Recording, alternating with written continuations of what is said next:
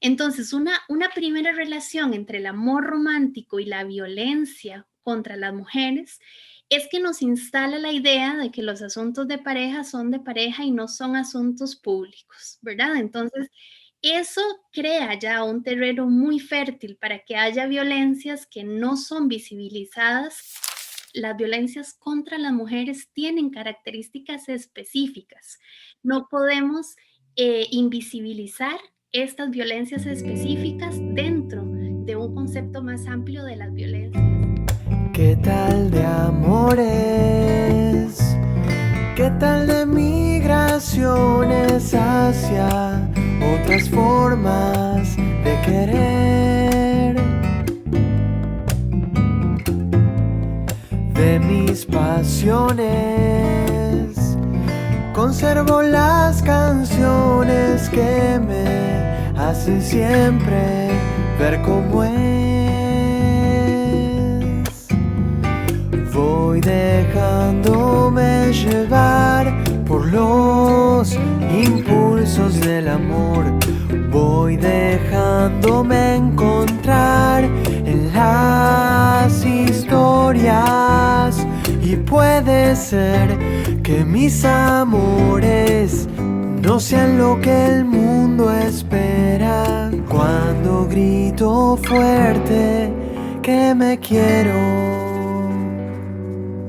Hola, mi nombre es Nicole, gracias por estar del otro lado escuchando este nuevo episodio en el que, a propósito del Día de la No Violencia contra la Mujer, vamos a abordar este tema para entender qué es y qué significa, qué relación tiene este tema con el amor romántico, que es un concepto del que hablamos mucho y que está ahí siempre sobre la mesa discutiéndose, y sobre todo cuáles son las particularidades de este tipo de violencia, porque ¿qué ocurre? Que muchas veces justificamos la violencia en nombre del amor, y creo que es importante analizar por qué lo hacemos y cómo podemos romper estas estructuras y combatir estos estereotipos desde nuestros lugares. Así que les invito a que se queden escuchando este episodio y a que, si quieren más información, visiten la página web www.quetaldeamores.com, en donde hemos incluido algunos enlaces muy interesantes que nos dan cuenta de toda esta problemática que afecta al mundo entero. Les invito a que se queden escuchando hasta el final.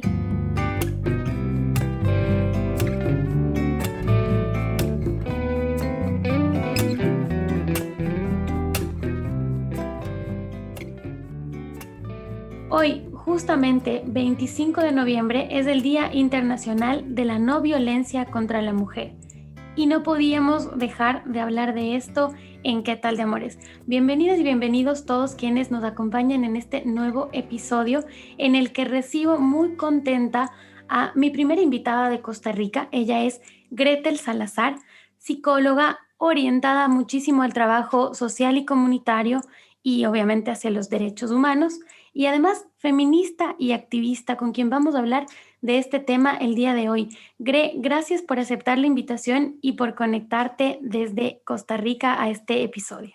Gracias a vos, Nicole. Yo encantada de compartir este espacio tan lindo que has creado y en el que nos permites hablar y conocer y aprender de un montón de temas. Así que yo feliz de estar acá, honradísima con tu invitación. Gracias, Gre. En realidad eso es gracias a las personas que aceptan estar acá y compartir todo eso que saben. Y justamente con este 25 de noviembre, que en el mundo hablamos y ponemos en la mesa el tema de la no violencia contra la mujer, no podíamos dejar de abordarlo aquí, porque en realidad la violencia es lo contrario al amor, está en el lado opuesto del amor, y no podemos reflexionar ni hablar de amor cuando no conocemos ese otro espacio, ese lado oscuro, el que no nos permite como vivir en armonía y amar en libertad, en respeto y en un espacio de seguridad. Quiero empezar entonces preguntándote, ¿qué es la violencia? ¿Qué es la violencia de género? ¿Y qué es la violencia contra la mujer? Porque a veces se escucha que estamos en contra de la violencia en general, pero resulta que la violencia también tiene estas caras, digamos así. Y el día de hoy hablamos de la violencia contra la mujer. ¿Cuáles son esas diferencias, Gre? Sí, Nicola, a mí esta pregunta de qué es la violencia para iniciar esta conversación me parece súper interesante porque cada persona entiende por violencia algo y lo tiene súper instalado, ¿verdad? En su mente y también en los imaginarios sociales, colectivos. Pero en el día a día no nos vamos preguntando por ahí qué es la violencia, ¿verdad? Sino que damos por hecho que sabemos qué es la violencia y además también damos por hecho que todas las personas entendemos lo mismo por violencia. Entonces, esto pasa por supuesto con muchos conceptos, ¿verdad? Pero en el caso de la violencia, es posible que ese no cuestionamiento en nuestra vida cotidiana abra la posibilidad de que estemos ejerciendo ciertas violencias o reproduciendo ciertas violencias sin darnos cuenta que son violencias, ¿verdad? Entonces, a mí me parece fundamental este primer cuestionamiento de qué es la violencia para que podamos un poco reflexionar que cualquier acción o cualquier omisión que afecte el bienestar de una persona, que le limite el acceso a sus derechos y que le dificulte el ejercicio pleno, digamos, de sus libertades y de su potencial, de sus capacidades, cualquier acción o cualquier omisión que haga esto, que tenga este efecto, eso es una violencia. Y bueno, en el caso específico de la violencia contra las mujeres, además, tenemos que tomar en cuenta el elemento del poder, ¿verdad? Porque esa acción o esa omisión que afecta a las mujeres es un ejercicio de poder, es una práctica en la cual la persona que está violentando está abusando del poder, está usando el poder que tiene para dañar a las otras personas, en este caso a las mujeres y las niñas, ¿no? Entonces, a mí me parece fundamental como hacer esta lectura crítica del concepto de violencia, ¿verdad? Hacer ese cuestionamiento cotidiano también de nuestras acciones, de nuestro concepto, para que no vayamos por ahí llamando patriotismo, altruismo, entrega o incluso amor a ciertos tipos de violencia también. Y con respecto a esto último que hablamos, del elemento del poder, creo que va muy, muy de la mano con el origen de esta fecha, con la historia del 25 de noviembre, que está relacionada con un hecho que ocurrió en República Dominicana a las hermanas Mirabal. ¿Tú nos puedes contar algo de eso a manera general, entender qué es lo que pasó ahí y por qué decidieron que este día se declare el Día de la Eliminación de la Violencia o de la no violencia contra la mujer? Sí, hay dos cosas importantes, yo creo, que debemos saber sobre la declaración del 25 de noviembre como Día Internacional para la Eliminación de la Violencia contra las Mujeres. La primera es que justamente, como vos lo estabas diciendo, es un homenaje a las hermanas Mirabal, ¿verdad? Quienes fueron asesinadas en 1960 por la dictadura de Trujillo en República Dominicana. Y básicamente fueron asesinadas porque luchaban contra los roles que les eran impuestos socialmente como mujeres, porque querían participar en la revolución contra esta dictadura, porque querían estudiar en la universidad carreras que no eran en ese momento, en las que no eran aceptadas las mujeres en ese momento, y porque representaban muchas de las luchas por los derechos de las mujeres de esa época, luchas que algunas todavía siguen vigentes, todavía seguimos dando, ¿no? Entonces, lo primero es, ¿verdad?, saber que esta fecha es un homenaje a las hermanas Mirabal, pero lo segundo importante de saber es que es un evento que forma parte de un proceso más amplio, de un proceso de constantes acciones o esfuerzos desarrollados por grupos de mujeres organizadas con el objetivo de visibilizar la problemática de la violencia contra las mujeres y sobre todo de hacer un llamado a todos los actores sociales para pronunciarse y para actuar también en pro de esa transformación cultural y social que se necesita para que las mujeres seamos reconocidas como seres humanos. Entonces, a partir de esto que sucedió en República Dominicana, en 1981 específicamente, el movimiento feminista latinoamericano estableció este día como una fecha representativa del movimiento o de la lucha por los derechos de las mujeres, pero hasta 1999 la Asamblea General de las Naciones Unidas designó este día con el nombre que lo conocemos hoy. Es una oportunidad de poner en agenda esto, porque sigue ocurriendo y sigue pasando, si bien hay muchos avances, como bien dices tú, han pasado, imagínate cuántos años desde 1960, 60 años y seguimos. Y seguimos. Y tendremos que seguir muchos años más, pero lo importante es que está ahí, está encima de la mesa y está en agenda, y creo que es responsabilidad de todas nosotras y de todos también en seguir trabajando por eso. Ahora, Gre. Sí, yo justamente, Nicole, te interrumpo un segundito ahí, porque lo que estás diciendo es súper importante, ¿no? Es como poner sobre la mesa o en agenda este tema específico de la violencia contra las mujeres, ¿verdad? Porque algo que me planteabas al inicio es que a veces se habla de que estamos en contra de las violencias en general, pero ¿por qué poner sobre la mesa específicamente las violencias contra las mujeres, ¿verdad? Y justamente de eso se trata este día, de levantar la voz y decir, hey, las violencias contra las mujeres tienen características específicas. Así es. No podemos invisibilizar estas violencias específicas dentro de un concepto más amplio de las violencias hacia todos los grupos sociales o de las violencias en general, ¿verdad? Yo creo que estar en contra de todas las violencias, de la violencia hacia todas las personas, es la primera parte de la tarea.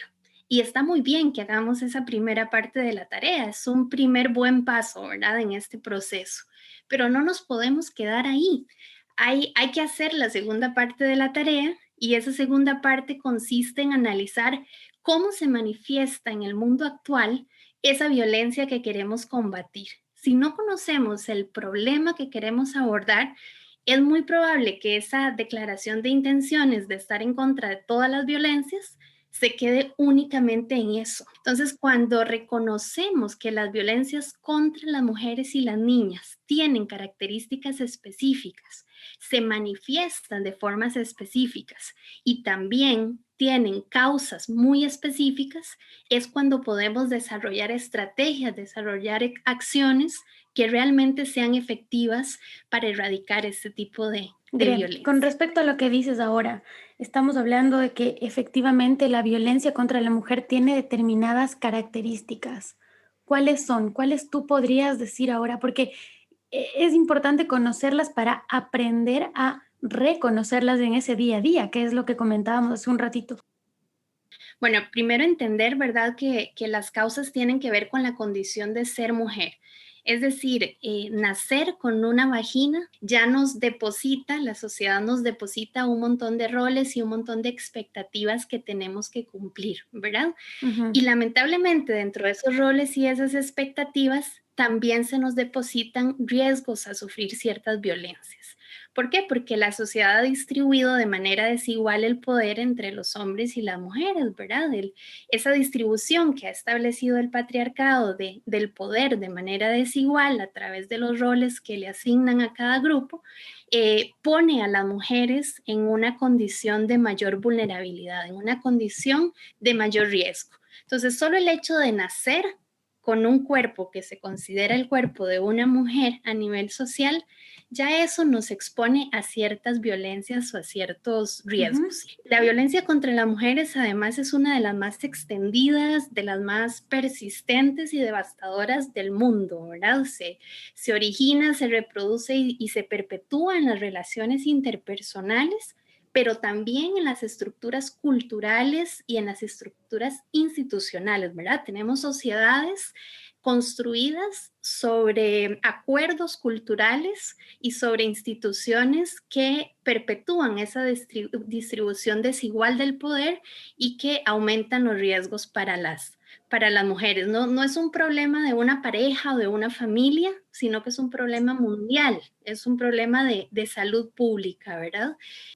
Y nos damos cuenta que estamos en un ambiente donde esto sucede cuando empezamos a ver que las oportunidades para desarrollar nuestras capacidades y para gozar de nuestros derechos no son iguales para las niñas que para los niños. Nos damos cuenta de que hay un trato diferenciado para las mujeres que para los hombres. Nos damos cuenta de que se espera, aún sin hablarlo, ¿verdad? Está ese acuerdo implícito, ese acuerdo tácito de que las mujeres deben cumplir ciertos roles y si no lo hacen deben ser castigadas por no cumplir sus roles y sus responsabilidades. Y nos damos cuenta que esos roles y esas responsabilidades depositados en los hombres además van acompañados de ciertos privilegios.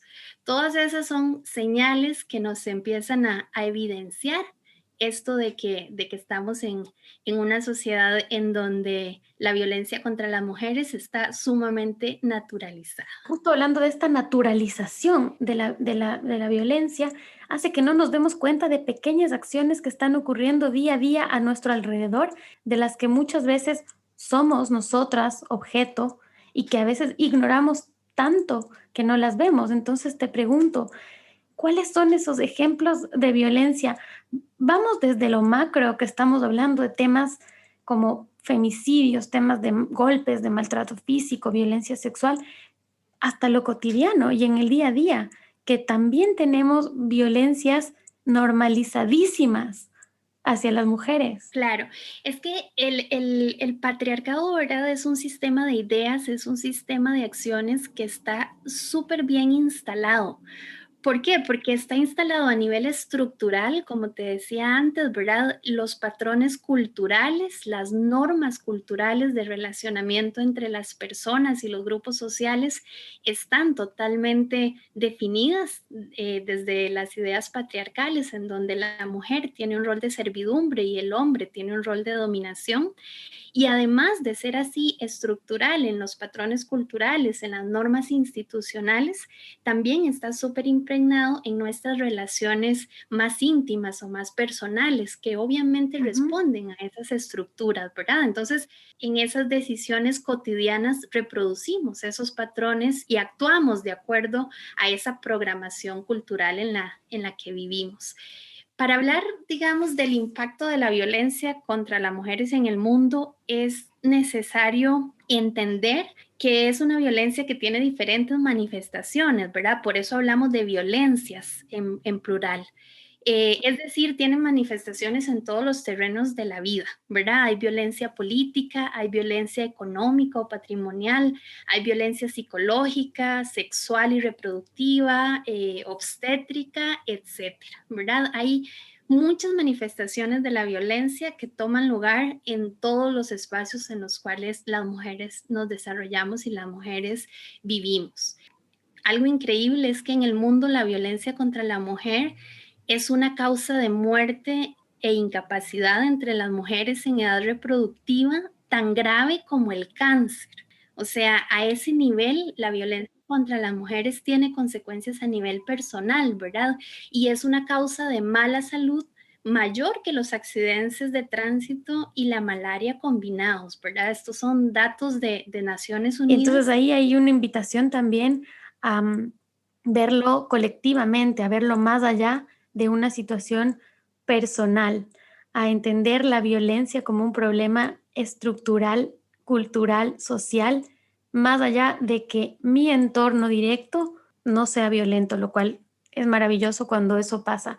Ahora, en realidad nunca hemos tenido violencia. Yo te pregunto, Gretel, esto, ya yéndonos a una discusión más personal, ¿has tenido tú o puedes compartir tú alguna experiencia que hayas tú vivido o tu entorno cercano en relación a esto que nos permite entender un poco mejor el tema? Definitivamente, Nicole, yo creo acá que yo he tenido claramente experiencias y no por ser yo, sino porque además las estadísticas nos dicen, ¿verdad?, que todas las mujeres en el mundo hemos sufrido algún tipo de violencia o alguna discriminación por ser mujeres, algún trato desigual por ser mujeres. por ejemplo, la violencia sexual es una violencia súper presente en la vida de las mujeres y que a veces no dimensionamos cuán expuestas hemos estado porque pensamos en violencia sexual únicamente como violación, por ejemplo.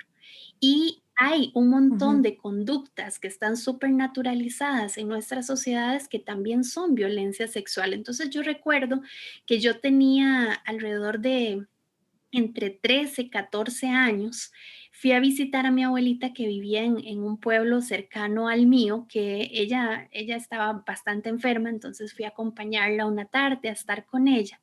Y por alguna razón tuve que viajar sola en el bus 5 kilómetros. No era nada. Mi tía me subió al bus, ¿verdad? Ella me dejó en la puerta del bus y en mi pueblo mi mamá me esperaba en la parada del autobús también.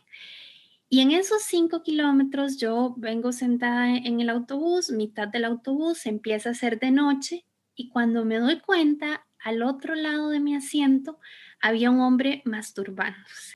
A mí esa, esa situación, Nicole, me dejó con tanto miedo, pero además me hizo sentir muchísima vergüenza y no pude hablar de eso hasta 10 años después en la universidad. Entonces, imagínate, a los 13, 14 años tuve esta experiencia horrible. 2 años después iba caminando por una calle también en el lugar donde vivo. Yo crucé la calle para ver una tienda mientras mi hermano compraba algo de comer. Me crucé en la calle con 4 o 5 hombres, entonces como que yo tengo que pasar en medio del grupo para poder llegar a donde iba y uno de ellos extiende su mano y la pasa entre mis piernas. Otra vez estuve expuesta a las mismas sensaciones, vergüenza, culpa, tenía miedo de cómo iba a reaccionar mi hermano, de cómo iba a reaccionar mi familia. De nuevo, no pude hablar de eso nunca con nadie hasta que estuve en la universidad, estudié psicología, entonces por supuesto teníamos espacios para un poco revisar ese tipo de experiencias en nuestra vida y hasta ahí yo empecé a aceptar y a interiorizar el hecho de que esas situaciones eran violencia, de que esas situaciones no me habían pasado a mí por ser Gretel Salazar, sino que me habían pasado a mí por ser mujer, por representar lo que la sociedad cree que debo representar al ser una mujer. Entonces creo que todas las mujeres hemos estado expuestas a algún tipo de violencia, ¿no? Es muy triste, pero yo estoy segura que si hoy cerramos los ojos y nos ponemos realmente a recordar si hemos vivido algún episodio de violencia, lo hemos vivido.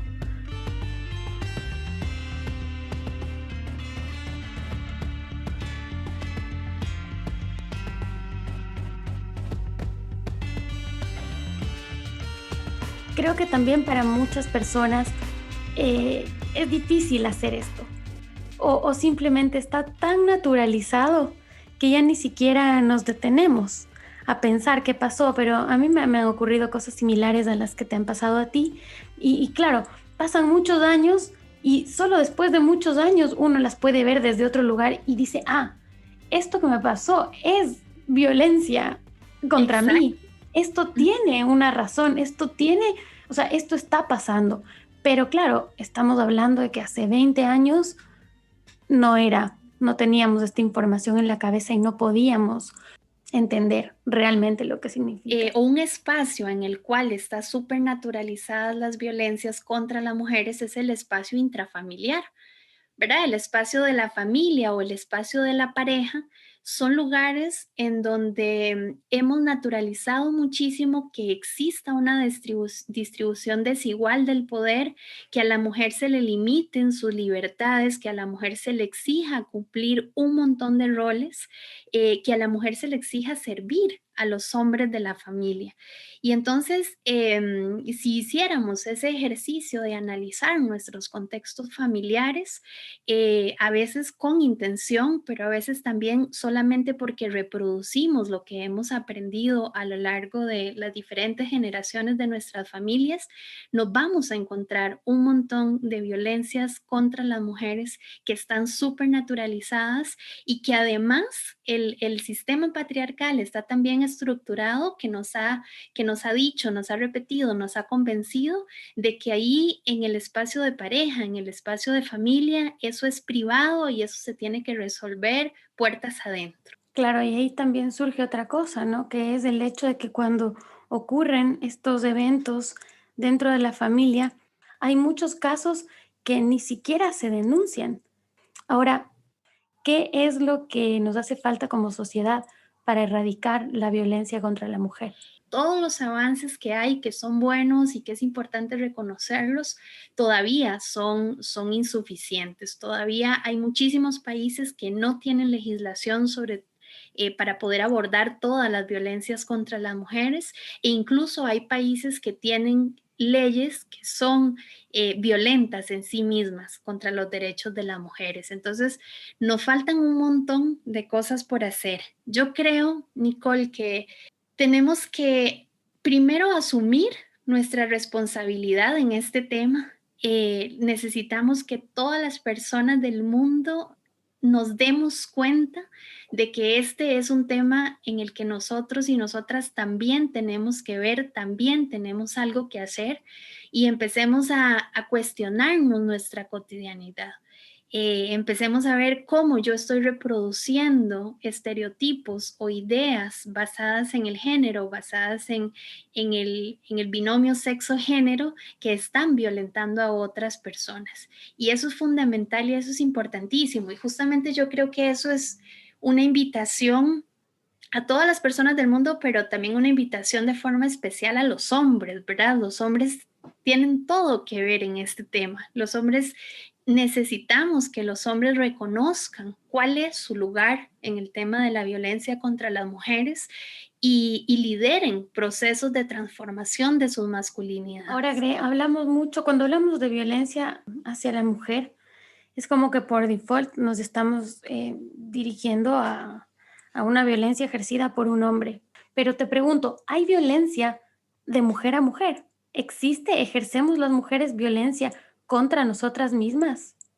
Mira, yo creo que todas las personas hemos sido socializadas, enseñadas a ser personas, ¿verdad?, en sociedades machistas. Y por lo tanto, primero que es imposible que a esta altura de la historia alguien haya logrado deconstruir de forma total ese aprendizaje y diga yo soy cero machista, ¿verdad? Yo más bien creo que todos y todas estamos en ese proceso constante de deconstrucción de nuestra forma de ser mujer o de ser hombre en esta sociedad. Em, pero creo que este hecho de que todos y todas hayamos sido socializados en este sistema de ideas patriarcal, quiere decir también que las mujeres podemos reproducir ideas y tener prácticas machistas. Y ojo, que esas prácticas y esas ideas pueden ser contra nosotras mismas, puede ser también en nuestras relaciones con los hombres, en nuestras relaciones interpersonales con los hombres, sea de pareja o de otra índole, y también puede ser hacia otras mujeres. Por ejemplo, cuando no confiamos en una mujer para que asuma un trabajo por el hecho de que es mujer o porque es mamá, o por ejemplo cuando cuestionamos a a las víctimas de violencia sexual o a las víctimas de violencia intrafamiliar, ¿verdad? Y decimos, bueno, es que qué andaba haciendo a esas horas de la noche, o es que cómo andaba vestida, o es que esa muchacha toma mucho alcohol, ¿verdad? Entonces, claro, algo le iba a pasar. O cuando criticamos la forma de vivir la sexualidad de otras mujeres, ¿verdad? Y decimos, no, es que es demasiado liberal, es que se acuesta con muchos hombres. O cuando hacemos chistes machistas o sexistas, ¿no? Esos son algunos ejemplos, algunas formas en las cuales las mujeres podemos también reproducir esas ideas y esas prácticas machistas que alimentan todo ese Ujú. patriarcado. Ahora, cotidianamente, sumémosle algo más a estos ejemplos que acabas de dar. ¿Qué señales, tú como psicóloga, dime, qué señales crees que podemos ver en nuestras amigas, en personas de nuestra familia que pueden estar sufriendo violencia dentro de sus hogares principalmente y que no han podido expresarla o no saben o tienen miedo? ¿Qué podemos hacer y cómo podemos ayudar? Sí, mira, una de las principales señales de que alguien está en una situación de violencia intrafamiliar es el aislamiento. Es cuando esta amiga, esta prima o esta hermana, ¿verdad? Que le encantaba venir a tomar café, salir a tomar algo juntas, de pronto ir al cine, hacer planes para el fin de semana, planear paseos, ya no está haciendo ese tipo de cosas, ¿verdad? Porque siempre tiene algo que hacer con su pareja o porque siempre le surge alguna cosa que le imposibilita asistir a los eventos sociales. Entonces, cuando empezamos a ver aislamiento en una persona, es importante que preguntemos y que escuchemos activamente. Siempre tratar de no juzgar, ¿verdad? Porque algo que sucede muchísimo en la violencia intrafamiliar es que pensamos que la mujer se mantiene en esa situación porque es tonta o porque quiere. Y eso es porque desconocemos que hay todo un ciclo de violencia, que hay todo un proceso psicológico que lleva a las mujeres a estar en esa situación de dependencia. Y hablo de las mujeres porque esto se da mayoritariamente en las mujeres. No quiere decir que no se dé en hombres, pero mayoritariamente y de forma masiva sucede en las mujeres por la forma en la que se nos enseña a querer, ¿verdad? Volvemos a la raíz, volvemos a la educación que se nos da de acuerdo a nuestro sexo. Entonces, si eres mujer, te enseñan a servir, te enseñan a complacer, te enseñan a ser feliz, te enseñan a esperar a que el otro te quiera, a esperar a que el otro te salve. Hemos sido programadas para que cuando estamos en una situación de violencia intrafamiliar o de violencia de pareja, generemos o vivamos de manera dependiente de esa pareja y creamos que es nuestra culpa y por lo tanto tenemos que esforzarnos para que esa situación cambie. Esto que acabas de decir, Gretel, tiene que ver con el amor romántico, tiene que ver con esta programación de la que estamos hablando, tiene que ver también con esto de aceptar la violencia en nombre del amor porque no nos damos cuenta que es violencia y creemos que es amor. Tiene todo que ver, Nicole, y vos lo acabas de decir, ¿verdad? Aceptar la violencia en nombre del amor. El amor romántico es definitivamente una de las mejores armas del patriarcado para perpetuar la violencia intrafamiliar o la violencia en las parejas.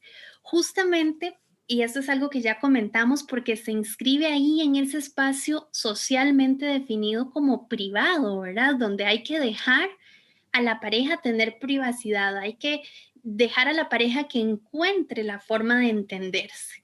Entonces, una primera relación entre el amor romántico y la violencia contra las mujeres es que nos instala la idea de que los asuntos de pareja son de pareja y no son asuntos públicos, ¿verdad? Entonces, eso crea ya un terreno muy fértil para que haya violencias que no son visibilizadas y que van generando daños en la persona que las recibe a lo largo del tiempo y que la acumulación de esos daños van debilitando las capacidades de la persona para poder salirse de esa situación. Por otro lado, el amor romántico además es un ideal que no existe, pero que se construyó a partir de la necesidad tan humana de experimentar felicidad.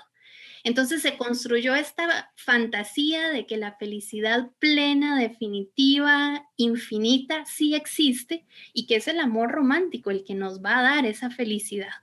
Pero nos va a dar esa felicidad si cumplimos con los roles que nos han asignado y si estamos dispuestas además a hacer algunos sacrificios, ¿verdad? Entonces, es una herramienta del patriarcado para que cumplamos ese rol de mujer sumisa, de mujer complaciente, de mujer bonita, de mujer educada, ¿verdad? Que está siempre al servicio del hombre en la pareja. Y acá obviamente estoy hablando del amor romántico en el contexto pues de las relaciones heterosexuales, ¿verdad? Entonces hay una imposición de roles que limitan la libertad de las personas y eso ya es una violencia en sí misma, pero también hay una exigencia implícita de sacrificios.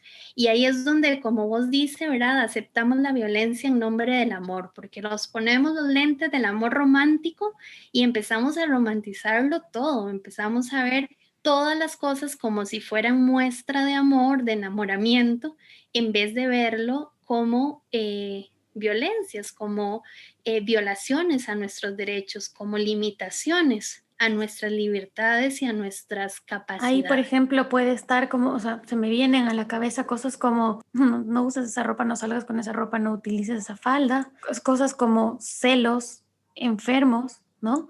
De decir, es porque te quiero y es porque te cuido, Claro. Y cosas mira, como... esto Ujú. desde que estamos muy chiquitas, ¿verdad? Empezamos a aprenderlas. Por ejemplo, la niña que le dice a su maestra o a su maestro en la escuela es que ese niño me jala el cabello o me lastima y la maestra o el maestro le dicen seguro es que le gustas, tranquila, ¿verdad? Seguramente es porque le gustas y quieres llamar tu atención. Entonces, como ahí empezamos a aprender, ok, me lastima porque le gusto, me violenta porque me quiere, ¿verdad? Todas esas cosas que son chiquititas, que son súper cotidianas, nos están enseñando que está bien que nos traten de esa manera. Nos están enseñando que esas violencias son amor, que esas formas de violentarnos son formas de querernos. Y acá yo siempre recurro a dos españolas que tienen vínculos fuertes con América Latina.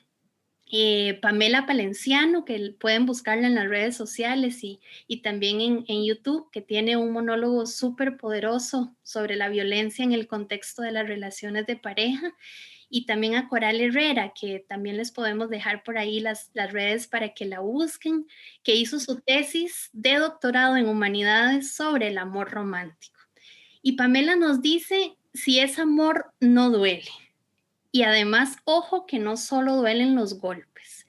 Entonces yo creo que Pamela nos hace una invitación a, en nuestras relaciones de pareja, siempre estar pendientes de escucharnos. ¿Cómo me estoy sintiendo? Hay algo que me está doliendo, pero yo estoy dejando pasar para poder obtener ese gran premio que me ofrece el amor romántico de la felicidad plena y absoluta. Estar siempre pendientes de qué me está diciendo mi cuerpo, cómo me estoy sintiendo. Eso creo que es una invitación fundamental. Y Coral nos dice, entre muchas otras cosas, Coral siempre nos dice, nuevas formas de quererse son posibles. Y yo creo que es básico que aprendamos las mujeres, pero también los hombres, que aprendamos que es posible desaprender, es posible de construir esa forma de querernos a través del amor romántico, y es posible construir en conjunto nuevas formas de querernos, nuevas formas, nuevos imaginarios sociales e individuales en torno a las relaciones afectivas que sean mucho más respetuosas de las personas que conforman una pareja o que deciden en conjunto tener un proyecto de pareja. Voy a dejar, Gre, los links que tú nos acabas de recomendar en la página web para que la gente que está escuchando y que quiere profundizar un poco más sobre este tema los tenga a mano y pueda saber más. Pero no quiero terminar la conversación sin preguntarte algo relacionado con nuestros hogares, precisamente. ¿Cómo actuar cuando tú dentro de tu familia tratas de poner sobre la mesa estos temas con el objetivo de generar una reflexión y con el objetivo también de visibilizar toda esta situación de la que somos parte sin darnos cuenta y encuentras la puerta cerrada? ¿Qué pasa? Sí, yo creo que estás poniendo sobre la mesa un temazo. Es un tema del cual da muchísimo para hablar y yo creo que es un proceso al cual nos enfrentamos la mayoría de mujeres y de hombres que empezamos a tomar conciencia de estos temas, de estas realidades, empezamos a querer aprender y a querer construir nuevas formas de relacionarnos. Yo no creo, nunca me he encontrado con nadie, por lo menos en mi proceso personal, nunca me he encontrado con alguien que no haya tenido alguna de estas puertas cerradas, alguna de estas trabas, como vos dices, cuando quiere conversar de estos temas con la familia o con los amigos y las amigas cercanas.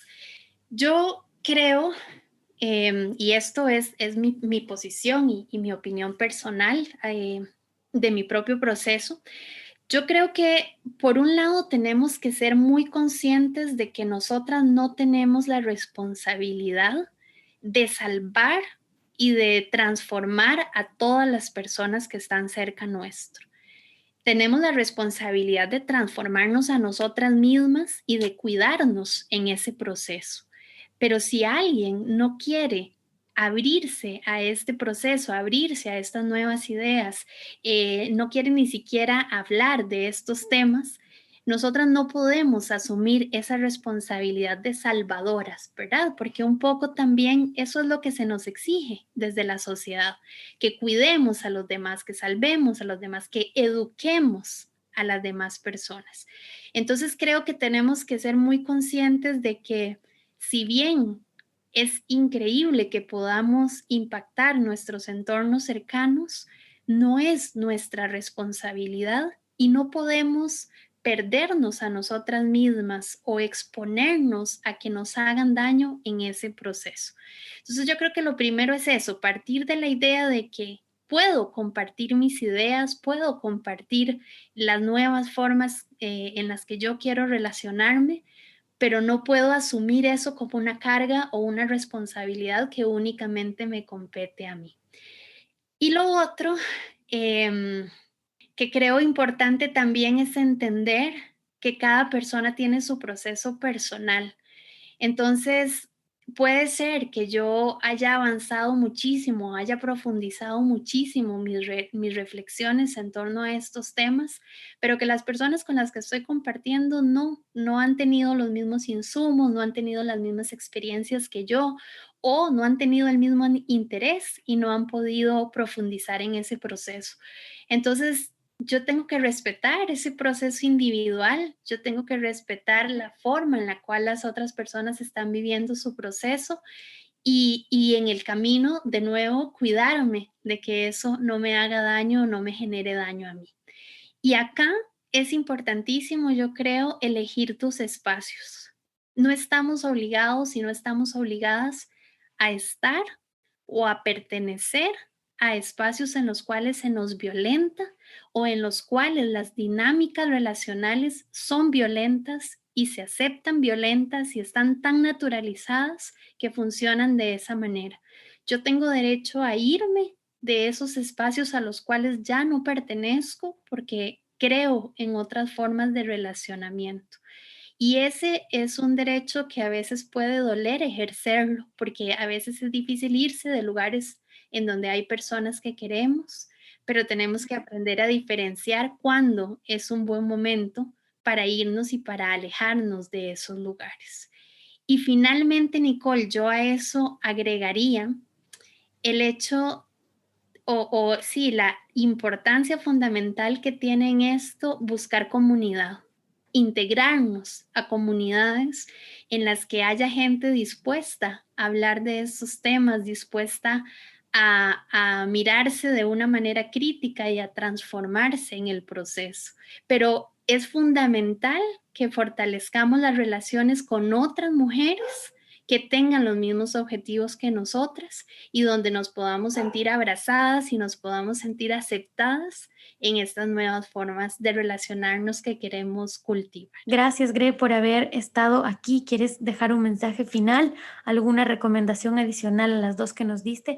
Las vamos a poner todas en la página web, pero no quiero despedirme sin abrir este espacio para que tú puedas dar tu mensaje. Nicole, bueno, solamente agradecerte a vos muchísimo por este espacio, por la invitación. Yo lo he disfrutado un montón. Estoy segura que tanto a vos como a mí se nos han despertado un montón de ideas y de cosas que nos encantaría profundizar. Así que pues queda abierta también esa posibilidad de que nos juntemos de nuevo en otra ocasión. Yo te voy a compartir algunos libros, algunas cuentas de Instagram o de redes sociales que pueden también seguir para profundizar en este tema a aquellas personas que les interesa.